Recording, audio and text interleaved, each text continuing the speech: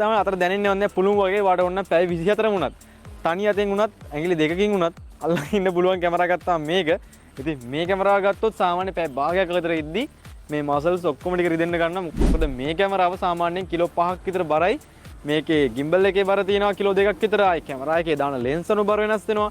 ඒ ඔක්කොමත් එක කිලෝ 5ක් විතර අඩුම මේ කැමරා එකට සෙට් වෙනවා. ඉතින් ඒතොර ගත්තාම භාවිතා කිරීමේ පහසුවේදී මේ කැමරා එක ඉස්සරහින් තියන්න පුළුවන්. ඉතින් කැමරා දෙකේ භාවිතා කිරීමේ පහසුව ගැන කතා කරා වගේම අපිට අනිවාර්යෙන් කතා කරන්න දෙයක් තමයි මේ කැමරාස් දෙකේම charging time එක. ඉතින් charging time එක ගත්තොත් මෙන්න මේ කැමරාව දැන් ඔයාලට මිලදී ගද්දී කොටස් දෙකකට මිලදී ගන්න පුළුවන්. එකක් ඔයාලට normal කැමරා එක විතරක් මිලදී ගත්ත හැකි නැත්නම් මේකේ combo pack එක මිලදී ගද්දී ඔයාලට combo pack එකත් එක්ක මේකේ battery grip එකක් හම්බ වෙනවා. ඉතින් මෙන්න මේ battery grip එක සාමාන්‍ය අපි කියන්නේ power bank කියලා phone charge කරන්න ගන්නේ. ඒ වගේ තමයි. මේකේ extra battery එකක් විතර ගන්න පුළුවන්. ඉතින් ඒකත් එක්ක normal කැමරා එකේ battery charging time එක වඩ ගත්ත හැකි සාමාන්‍ය වැඩ කරද්දී හිතන්න එකදින වීඩියෝ කරනවා කියලා සාමාන්‍ය පැය භාගයක් විතර වඩ මේකේ එන බැටරි එකකින් වීඩියෝ ගන්න පුළුවන්. එක්ස්ට්‍රා මේ කොම්බෝ පැක් එකට හැම බැටරි නුත් සාමාන්‍ය පැය භාගයක් විතර වීඩියෝ ගන්න පුළුවන්. ඒතර ඔක්කොම වාට මේකේ බැටරි ටයිම් එක පැයක් විතර යූස් කරන්න පුළුවන්. දැන් මේ කැමරාව ගත්තොත් මේකේ charging time එකේදී අපිට බලපාන විදි දෙකක් තියෙනවා. අනිවාර්යෙන් වා මේක පාවිච්චි කරනවා නම් power bank එක යූස් කරන්න ඕනේ. ඒකට හේතුව තමයි මේකේ කැමරා එකෙන් වට සාමාන්‍ය වීඩියෝස් කරන එක දිගට විනාඩි 40ක් 45ක් එක දිගට වීඩියෝ ගන්න පුළුවන් වෙයි. නමුත් මේකේ වාට බලා ගන්න පුළුවන් අපේ දාන මෙන්න මේ gimbal එකට තවත් එක්ස්ට්‍රා බැටරි එකක් එනවා. එතකොට මේ gimbal එකත් ඔයා වෙනම charge කරන්න ඕන. ඒතර මේකයි දෙකක් එකතු වෙනවා. ඔයාට power bank එකක් අනිවාර්යෙන් use කරන්න වෙනවා. සාමාන්‍යයෙන් gimbal එක ගත්තොත් ඔයාට පැය එකමාරක charging time එකකින් වැටි කරගන්න පුළුවන්. කැමරා එක එච්චරලා අර යන්න බෑ. ඉතින් ඒකට ඔයා අනිවාර්යෙන් power bank එකක් use කරන්න ඕන. ඉතින් charging time එකෙන් ගත්තාම ඒ විදිහට බලද්දි මෙන්න මේ කැමරා එක ගොඩක් ලොකු පහසුවක්. ඉතින් ඔන්න දැන් අපි කම්පෙයාර් කරලා බලන්න යන්නේ මෙන්න මේ කැමරාස් දෙකේම inbuilt වෙන mic එකේ audio quality එක මොන වගේද කියලා. හරි දැන් අපි නම් කම්පෙයාර් කරලා බලමු audio quality එක මොන වගේද කියලා. අපි ඉස්සෙල්ලාම බලන්න යන්නේ Sony A7 IV එකේ. ඔන්න දැන් ඔන්න ඔයාලට voice එක එන්නේ Sony A7 IV එකකින්. ඉතින් ඔන්න දැන් අපි බලන්නේ මෙන්න මේ කැමරා එකේ quality එක කොහොමද කියලා. මම මෙහෙම එකක් කියනකොට නිකන් පොඩි ටෙස්ට් එකකට වගේ. ඉතින් ඔන්න අද වීඩියෝ එකෙන් ඔයාලා එකතුලා ඉන්නේ Heshan Technic YouTube channel එකේ කියන කැමරා comparison වීඩියෝ එකක් එක්ක.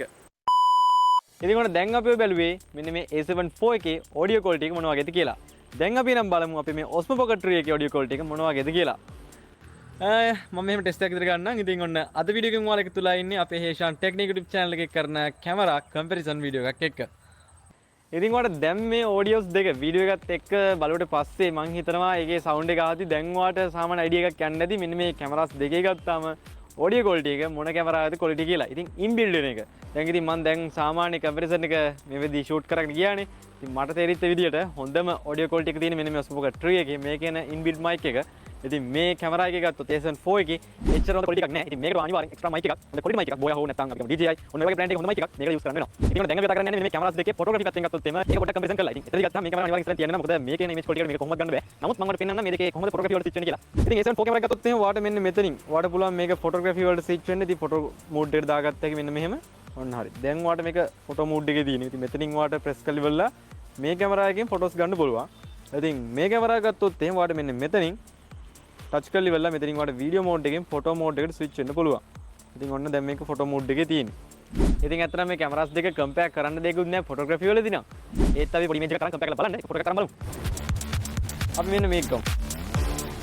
හරි ඉතින් දැන් මම මෙන්න මේ විදිහට කැමරාස් දෙකෙන්ම එකම image එක ගන්න යන්නේ.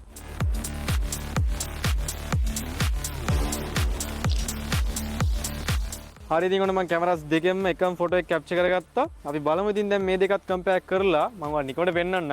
සමහර විට ඔයාලට හිතෙන්න පුළුවන් මේ කැමරාවට වඩා මේකේ images quality කියලා. ඉතින් සමහර විට වෙනස් වෙන්නත් පුළුවන්. මොකද දෙකේන chips දෙකක්, camera sizes දෙකක්, versions දෙකක්, years දෙකක්.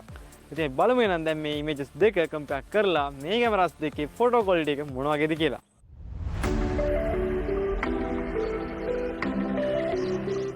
ඉතින් කොහොමද තේරෙනවා වීඩියෝ එක. ඉතින් මම හිතනවා වීඩියෝ එකත් ඔයාලට අනිවාර්යෙන් වැදගත් වෙන්න තියලා. ඉතින් අද වීඩියෝ එකේදී අපි සාමාන්‍යයෙන් මෙන්න මේ වගේ කැමරා එකක් ගන්න යන ප්‍රයිස් එකයි මේ වගේ කැමරා එකක් ගන්න ප්‍රයිස් එකත් එක්ක කම්පෙයාර් කරලා බැලුවේ. ඇත්තටම මේ ප්‍රයිස් දෙකක් තියෙද්දි මේ ප්‍රයිස් දෙකක් නේ. ඉතින් මේ ප්‍රයිස් දෙකෙන් සාමාන්‍ය අඩු මුදලකට මේ ඔක්කොම වැටි කරගන්න බලන කෙනෙක් මේ කැමරාවකින් කරගන්න පුළුවන් සේරම වැටි එක මේකෙන් කරගන්න පුළුවන් එක තමයි සරලව කිව්වොත් අද වීඩියෝ එක බැලුවේ. ඉතින් මම හිතනවා වීඩියෝ එකත් අනිවාර්යෙන් වැදගත් වෙන්න තියලා. ඉතින් කැමරා එකක් තෝරගද්දි මම හිතනවා ඔයාලට තිබ්බනම් මේ වගේ ගැටලුවක් අද වීඩියෝ එකෙන් දෙන්න කියලා. ඉතින් ලංකාවේ ගත්තොත් මෙන්න මේ කැමරාස් දෙකේ ඔයාලට කම්පැරිසන් එකක් බලා ගන්න පුළුවන්. පළවෙනි වීඩියෝ එක තමයි අපේ Heshan Technic channel එකෙන්